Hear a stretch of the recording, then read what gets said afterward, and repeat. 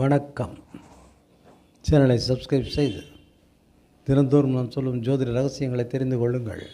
என் கணித வரிசையில் பிறந்த தேதி பற்றி பார்த்து கொண்டிருக்கிறோம். இதில் எந்த மாதம் எந்த வருடமாக இருந்தாலும் 20ஆம் தேதி 20th பிறந்தவர்கள் பற்றி பார்ப்போம். இவர்கள் பயந்த சுபாவம் உள்ளவர்கள், பணக்கார வீட்டில் பிறப்பார்கள்.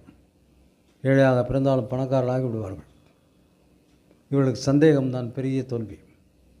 இவர்கள் தோல்விக்கானவே சந்தேகமும் பயமும் தான். இவர்கள் குழப்பமாகவே இருப்பார்கள். அழகாக இருப்பார்கள், எல்லோருக்கும் வேண்டியவர்களாக இருப்பார்கள், எல்லோரும் இவர்கள் நேசிப்பார்கள், இவரும் எல்லோரும் நட்பாகவே பழகுவார்கள். பயந்த சுபாவமாகவும் சந்தேகத்துடனே இருப்பார்கள். இவர்களுக்கு சந்தேகமும் பயமும் தான் வாழ்க்கையில் பல விஷயங்களை கெடுக்கும். எதையும் தயங்கி அந்த காரியங்களை செய்யாமல் விட்டு விடுவார்கள். மனம் திறந்து பேசுவதற்கு தயங்குவார்கள், பயப்படுவார்கள். இவர்கள் என்ன ஆசை இருந்தாலும் மனதுக்குள்ளேயே பூட்டி வைத்துக் கொள்வார்கள், வெளியே சொல்ல மாட்டார்கள்.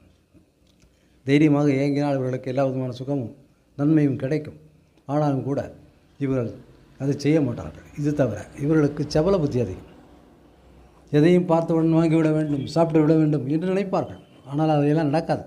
இவர்களுக்கு ஒத்து வருகிறதா வரலையா, இவர்களால் வாங்க முடியுமா முடியாதா என்று பார்க்க மாட்டார்கள். வீண் செலவுகள் செய்துவிட்டு முடிப்பார்கள். கடன் வாங்கவும் அஞ்ச மாட்டார்கள். இவர்களுக்கு வாழ்க்கை ஏற்ற இறக்கமாகவே இருக்கும். எப்படியும் இவர்களுக்கு வரக்கூடிய கணவனோ அல்லது மனைவியை பொறுத்து தான் வாழ்க்கை அமையும். இவர்கள் அவர்களை டிபெண்ட் பண்ணி இருப்பார்கள், அதான் அவர்களை சார்ந்து இருப்பார்கள். இவர்கள் கணவனையோ அல்லது பெண்ணானால் மனைவியோ, பெண்ணானால் கணவனையோ சார்ந்து இருப்பது தான் நல்லது. இவர்களுக்கு சபல புத்தி அதிகம் என்பதால் காமச்சியம் அதிகமாக இருக்கும். இவர் காம வயப்பட்டு சில காரியங்களை செய்யக்கூடியவர்கள்.